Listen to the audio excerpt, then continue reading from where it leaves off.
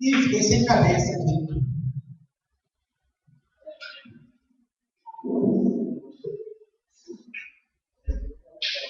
Filipenses capítulo 4.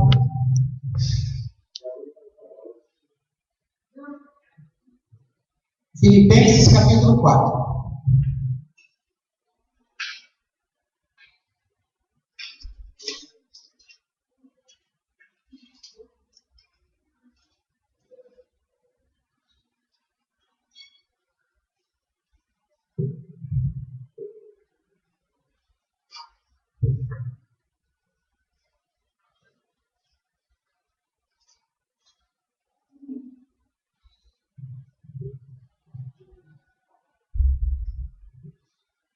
No versículo 7, diz assim: e a paz de Deus, que excede todo o entendimento, guardará o coração e a mente de vocês em Yeshua HaMashiach. Muito conhecido isso, não é mesmo? E a paz de Deus, que excede a todo entendimento, guardará o vosso coração e a vossa mente em Yeshua HaMashiach. Quando eu falo deste versículo, eu já havia ensinado aqui a relação científica de uma equipe de cardiologistas que comprovam isso desde 1992, que o coração passou a ser chamado o segundo cérebro, ou o cérebro pequeno. Porque constatou-se que no coração também se formam imagens, que no coração há neurônios, portanto, há formação de imagens, lembranças, memória no coração. Como também já sabem, o coração ele é conhecido numa linguagem universal como sendo a parte emocional do homem. E a mente do homem fica no cérebro, fisicamente falando. Portanto, aqui nós estamos vendo um ensino rabínico, porque Shaul HaShalir, Paulo, apóstolo, como rabino, ele está trazendo um ensino mostrando a ligação que existe entre os pensamentos da mente e as ações do coração. E aqui ele está afirmando que a mente e o coração precisam estar unificados, portanto, guardados em Yeshua HaMashiach. Bom, até aqui vocês sabiam.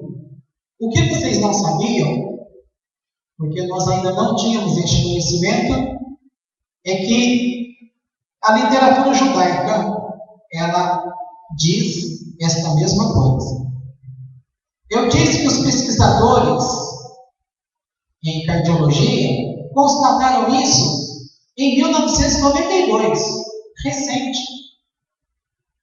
Agora, que ano foi escrita a carta aos Filipenses? Para fazer uma conta redonda, só para você ter uma noção, o apóstolo Paulo morreu em torno, também para fazer conta redonda, vamos colocar 60. Na verdade, ele acho que morreu em 62. Nós estamos em 2013. Os cardiologistas descobriram isso numa pesquisa que até hoje ainda há grupos que concordam e grupos que não concordam, mas é 1992. E nós estamos falando de um assunto que o apóstolo Paulo começou a falar disso nos anos 60 ou na década de 50. Isso significa que este conhecimento já era do povo judeu, muito antes. Muito tempo. Ou seja, antes da Era Comum. Ou seja, antes de Cristo. Agora, por que é interessante isso? Agora eu vou explicar para você pela Torá. A Torá declara que quando José, encontrou-se com Benjamim, o irmão dele, os dois são filhos de Raquel. Portanto, filhos da mesma mãe, irmãos da mesma mãe, filhos do mesmo pai. Tá certo? Ali, a Torá conta em Gênesis que José, chorou no pescoço de Benjamim. E Benjamim chorou no pescoço de José. E fala que um ficou debruçado no outro, chorando. Esta linguagem, ela é justamente este mesmo termo que Paulo está usando. E a paz de Deus, que excede a todo entendimento, guardará a nossa mente e o nosso coração em Cristo Jesus, em Yeshua HaMashiach. É um ensino judaico, é um ensino da Torá que mostra que uma coisa é o discurso quando ele é elaborado apenas na mente, e a pessoa não consegue aplicar o conhecimento na prática. Nós ouvimos dentro do círculo acadêmico, nas faculdades, nas escolas, que a teoria é uma e a prática é outra. A Torá, ela não concorda. O ensino judaico, o ensino de Deus, ele não concorda que a teoria seja uma e a prática seja outra. Porque senão, eles estariam vivendo as mitzvot, os mandamentos do Eterno, com entendimento somente na cabeça. Não tem como seguir o Eterno sem cumprir os mandamentos na prática. Não adianta ter um discurso dizendo Deus mandou que se fizesse assim. E usar aquela famosa frase: faça o que eu falo, mas não faça o que eu faço. Um grande sábio, na época da Grécia, Aristóteles, considerado grande sábio, um filósofo, um dia ele foi surpreendido fazendo algo que não se devia fazer e que não cabia a um homem do quilate dele, com tanto entendimento e sabedoria. Não cabia aquele comportamento. Os alunos dele os surpreendeu assim. Desta forma, ele olhou para esses alunos dizendo: o que foi? O que vocês pensam que eu sou? Eu sou Aristóteles, mas eu sou tão homem quanto vocês. Agora, Aristóteles continua o mesmo. Amanhã, às 9 horas, teremos a nossa palestra. Agora, a história não terminou contando sobre o que esses alunos fizeram. Se eles compareceram à aula de Aristóteles, ou se eles ficaram tão frustrados que a teoria era uma e a prática era outra. A gente vê na Brit Hadashah, no Novo Testamento, que em Jacob, Tiago, dizendo que as Escrituras, as palavras de Deus, devem ser praticadas, vivenciadas na prática, não é teoria. Nos ensinos de Paulo, quando ele estava ensinando, ele dizia que A palavra que ele estava ensinando tinha que ser compreendida pela mente, entrando pelo ouvido, e tinha que descer ao coração. A palavra está perto de ti, na tua boca. Então a palavra, a conversão, ela tem que ser, portanto, compreendida, ouvindo e compreendendo. E esta palavra tem que descer ao coração. O que é o coração, segundo Deus ensinou os sábios da Torá? Ele ensinou que, enquanto a parte da mente é o raciocínio, o coração, ele faz a prática, ele vai colocar em prática. E quando o coração não... Veja, quando eu estou falando coração, é literalmente coração. Estou usando linguagem figurada, emocional, não. Estou dizendo que desde 1992, cientistas descobriram as funções do coração, não o coração emocional, o coração do homem, coração que está no peito de cada pessoa, que tem miocárdio, que tem ventrículos, a máquina que bombeia o sangue para o corpo. Este coração humano, ele tem as mesmas coisas que o cérebro também tem. O cérebro tem neurônio? Sim, o coração também tem neurônio. No cérebro se emite pensamentos? Tem lembranças? O coração tem lembrança, memória e também guarda. Além de guardar, ele também cria imagens. Estou falando deste coração. Não é coração emocional, figurado. Coração que está batendo no teu peito. O que Deus já tinha dado no conhecimento aos sábios da Torá é que este coração, a função dele, a responsabilidade de colocar em prática aquilo que se pensou, é do coração. Enquanto a mente, ela tem o entendimento, o coração vai à prática. Tá? A teoria seria na mente, a prática seria no coração. E quando há um problema, agora veja só, o que é que está entre coração e mente, entre mente e coração? O que é que está, olha no teu corpo, o que é que está entre a sua cabeça e o seu coração? Que parte do teu corpo faz a ligação mente-coração? Hein, gente? Hã? Qual a parte do teu corpo que faz? Corpo físico. Se o coração está aqui, a mente está aqui, o que é que eu tenho no corpo nessa parte aqui? Pescoço. O pescoço, ele faz esta ligação.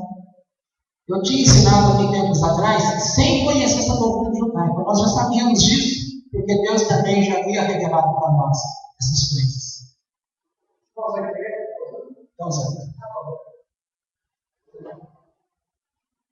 Então, este coração, com a cabeça, o que acontece? O pescoço faz a ligação. Tá? Enquanto na mente você tem a elaboração, no coração você vai ter a prática. Agora, você também sabe que o coração é doentio. Se ele é doentio, se há algum problema no pescoço, que é ele que faz essa ligação, então a pessoa não vai conseguir estabelecer a prática. Certo? Compreendeu isso? Pois é. Nós já sabíamos. Não sabíamos? Sabíamos. Já sabíamos disso há um bom tempo. Agora, deixa eu voltar para aquilo que é outra revelação neste pedaço da Torá. Dizendo que quando Yosef chorou no pescoço de Benjamim, e quando Benjamim chorou no pescoço de Yosef, Benjamim, ele chorou porque ele viu em revelação no Espírito que o tabernáculo que o tabernáculo, que ficava no final, ficava na parte dada a Yosef, ele seria destruído por completo. Então ele chorou. E Yosef chorou com Benjamim, porque ele também viu em espírito, conheceu no espírito, em revelação, que o Bet Hamikdash, o templo sagrado, seria destruído. E nesta época final, o templo estaria nas terras pertencentes a Benjamim. Então, Benjamim viu que o tabernáculo, na parte final, ficava na terra dada a Yosef. Tá? Qual é a terra de Yosef? Você vai ver nas 12 tribos, Yosef foi substituído pelos seus filhos: Efraim e Menaché, Manassés e Efraim. Tá? Agora, esta é a parte. Eles choraram neste sentido. E o outro sentido, a palavra que literalmente significa conhecimento em hebraico é Da'at. Da'at significa conhecimento. Mas a Torá também usa essa palavra Da'at num sentido muito mais profundo. Por exemplo, quando fala Adão conheceu Eva, está usando a palavra Da'at. Que conhecimento é isso? Ele teve uma conectividade. Esse conheceu, claro, é o ato sexual. E o ato sexual faz o quê? Faz que um esteja dentro do outro. Então está dizendo que o Da'at, este conhecimento, ele não pode ser superficial, ele não pode ser da mente. Ele tem que ser da mente e do coração. Tem que ter uma unificação. Tempos atrás eu usei a expressão como se houvesse uma corrente, uma bicicleta, que você, enquanto está pedalando, a corrente está fazendo assim. Então, estas imagens da mente, elas descem ao coração, as imagens do coração, normalmente, precisa ter esta unificação ou aprovação de um e de outro.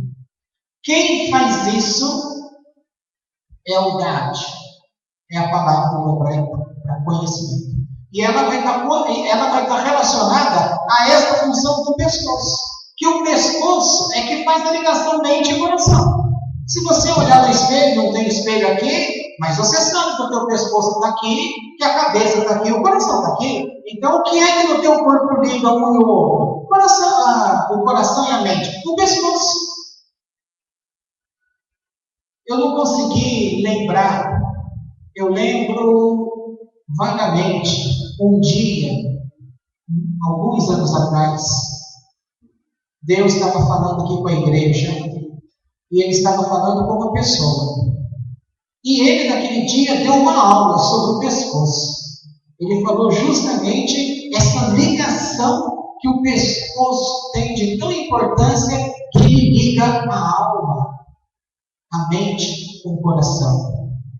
Eu não sei se isso está gravado, se a gente tem como localizar, mas naquela época, muitos anos atrás, Deus já nos ensinou isso. Depois, a pesquisa de 92 para cá nos comprova isso. E agora a literatura judaica está dizendo que isso já é ensinado muitos séculos do passado.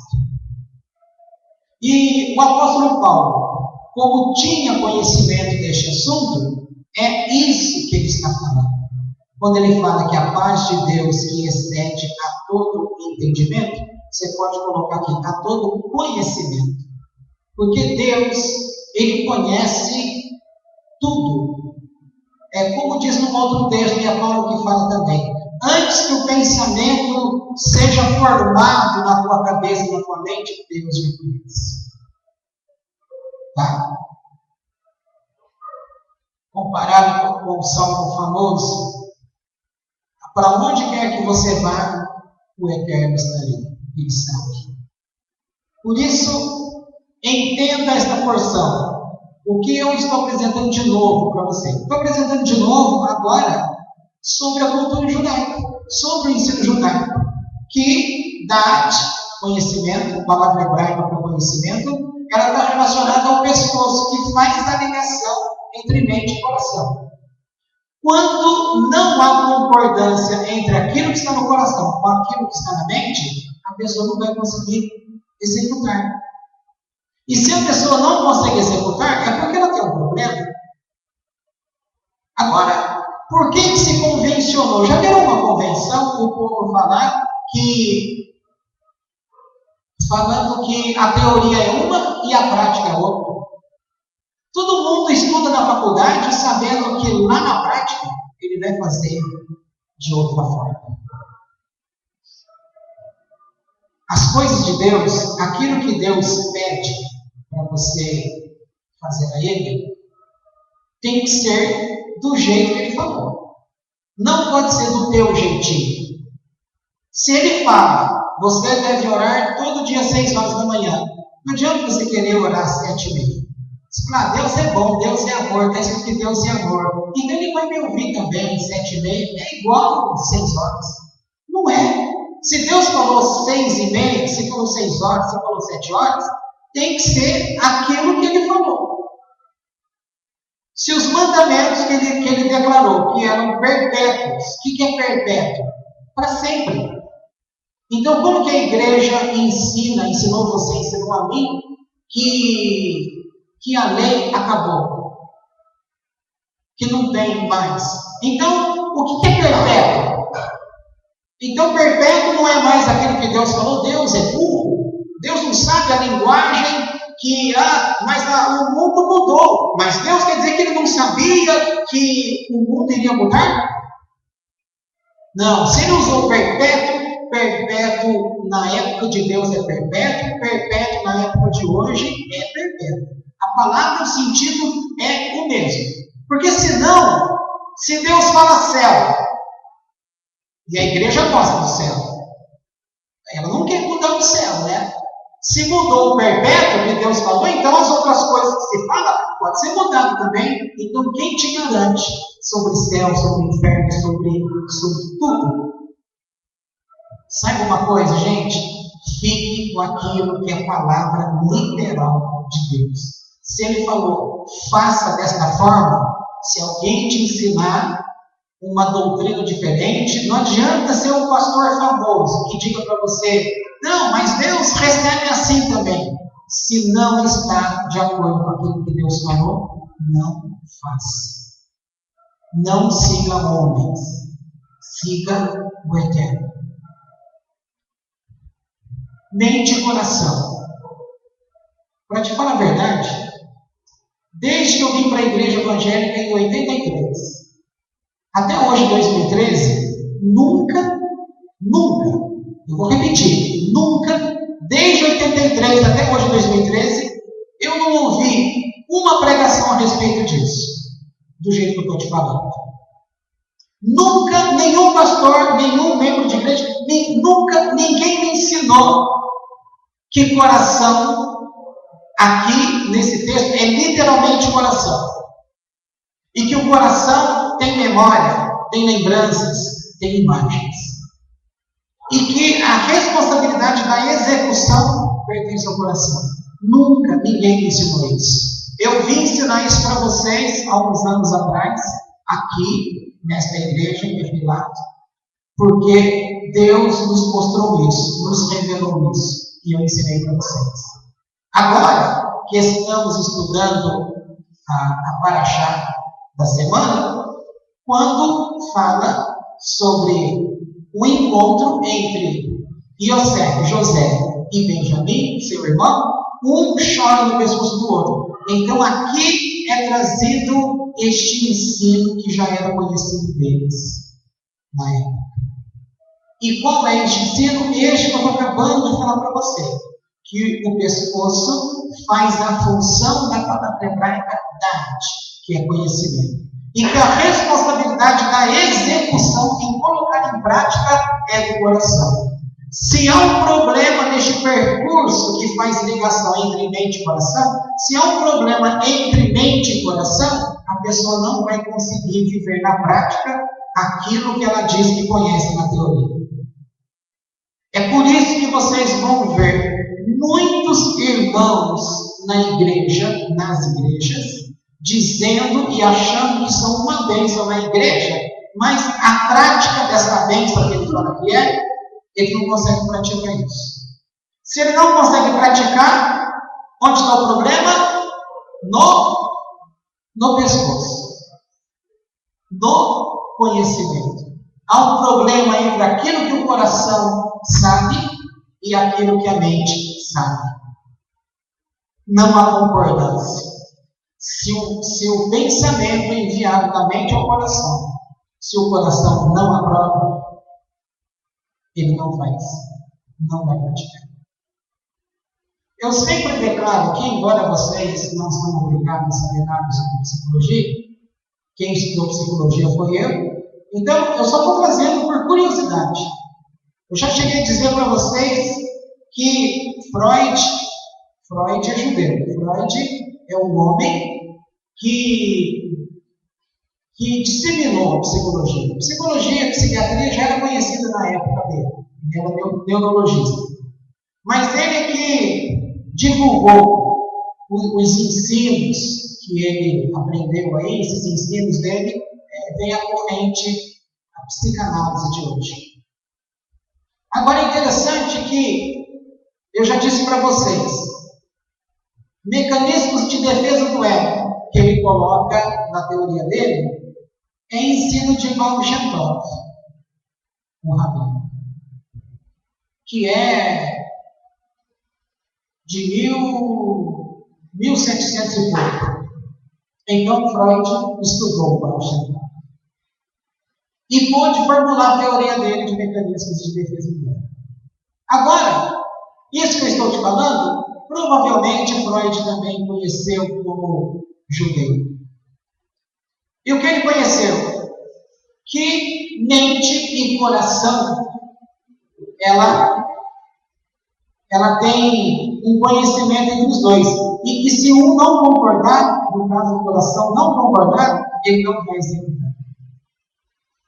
Agora, você não é obrigado a saber sobre psicologia, mas eu estou falando porque quem pode estar me ouvindo aí via internet, pode ter esse conhecimento e serve de ajuda para estes. É provável que Sigmund Freud tenha tido o insight da parte de Deus em elaborar a teoria do ego e superego, e o id, ego e superego. Se um não concordar, o outro não faz. De onde este homem tirou essa questão? Provavelmente do ensino judaico. Novamente estou tentando provar para você. A psicologia de Freud é o ensino judaico. Eu brinquei com vocês outro dia dizendo que Freud roubou a psicologia do judeu e estabeleceu a psicanálise dele. Isso é muito interessante, isso que a gente está vendo. Por quê? Porque as pessoas, isso vale para todo tipo de pessoa, elas querem ter o conhecimento, mas só para falar para as pessoas que têm conhecimento. Ela não quer colocar em prática. Esse é o problema. Por isso que no mundo todo você vai ouvir frases semelhantes, declarando o quê? Faça o que eu faço. Faça o que eu falo, mas não faça o que eu falo. Aliás, é o contrário. Faça o que eu falo, mas não faça o que eu faço. Isso é o que na literatura judaica? Quando Yeshua censurou parte dos fariseus, chamando-os de hipócritas, eles estavam dizendo justamente isso. Vocês são hipócritas por quê? Porque vocês têm o conhecimento, mas não colocam na prática o conhecimento. Toda pessoa que não consegue colocar na prática algo que ela sabe que deve ser feito, que é na verdade, ela só não consegue porque ela tem um problema. E ela precisa descobrir qual é este problema.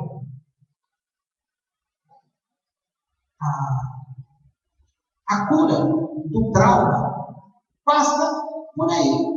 Você perceber o que é que está entre mente e coração. Por que uma pessoa fala determinadas coisas? Isso se pode generalizar agora em termos de cura. Sobre a tua personalidade, se alguém conversar com você e falar para você assim, olha, andei observando que você fala tal coisa, mas no teu comportamento você não consegue cumprir aquilo que você fala. Pronto, já tem um problema. E esse problema está localizado na formulação do DAT, conhecimento, que está relacionado com o pescoço. Algum problema dessa ligação, que aquilo que se conhece na mente, a pessoa não consegue praticar. Mas o ensino da Grande Radachá, no Novo Testamento, é colocado para todos. Aquilo que se recebe de Deus como ensino tem que ser vivido na prática. E Yeshua fala, errais não conhecendo as Escrituras, nem o poder de Deus. No Tanar, Velho Testamento, está escrito, Oséias, o meu povo sofre porque lhe falta conhecimento. Nesse sentido aí, tem o conhecimento na cabeça, mas não consegue executar na prática, que é a parte atribuída ao coração. O problema que existe com a pessoa está no sentido figurado no pescoço, porque é o pescoço que faz a ligação entre a mente e o restante do corpo. A pessoa tem um problema aí e não vai conseguir colocar em prática. Se ela não consegue viver na prática aquilo que ela aprendeu, então ela não vai conseguir obter os resultados que Deus fala que você vai alcançar. Em ciência, usa-se um termo chamado empírico. Empírico significa uma experiência. Se um cientista aqui no Brasil declara que ele fez um experimento, então ele vai colocar o que é que ele usou, como foi que ele fez, e quem tiver em qualquer parte do mundo, pegando aquele relato dele, fazendo naquela sequência que ele fez, tem que obter o mesmo resultado. Isso é empírico. Tá? Neste sentido, a prática do coração em relação àquilo que é elaborado na mente é empírico. Porque onde quer que a pessoa receba o ensino da parte de Deus, tá? Recebe o ensino, entendeu, mas se ela não consegue executar, é porque ela tem um problema. Ela vai ter que mexer nessa área do comportamento dela, porque senão ela vai ser considerada uma pessoa doente. Mas é uma doença que não aparece. Não é algo que ela sente, mas é algo que prejudica ela própria. Por quê? Porque ela não vai atingir o objetivo de Deus. Ou seja, se Deus te dá um conhecimento, te pede para fazer algo, o que Ele quer? Ele quer que você seja elevado, que você cresça espiritualmente. Mas se você não consegue colocar em prática o ensino que Deus te deu, então você não vai alcançar no mundo espiritual. Porque se você não coloca na prática, você não vai ter o crescimento que Deus falou que tem um crescimento. Isso é doença.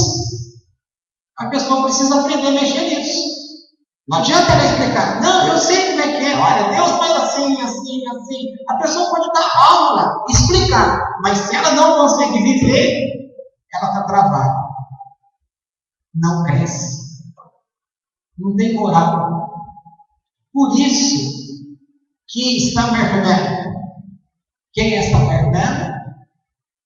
Preciso traduzir? É Satã, tá? Por que falar Satã, Bernardo? Para não usar a palavra Satã, que tem conexão com o mal. E a Torá fala que você não deve pronunciar nomes malignos de divindades. Porque quando você fala, é como se você estivesse chamando. Tá? Por isso, usa-se falar shed ao invés de falar demônio. Ou shed ao invés de falar demônios. Por quê? Demônios têm uma conotação negativa de palavra. Shed e shed não tem, é neutro.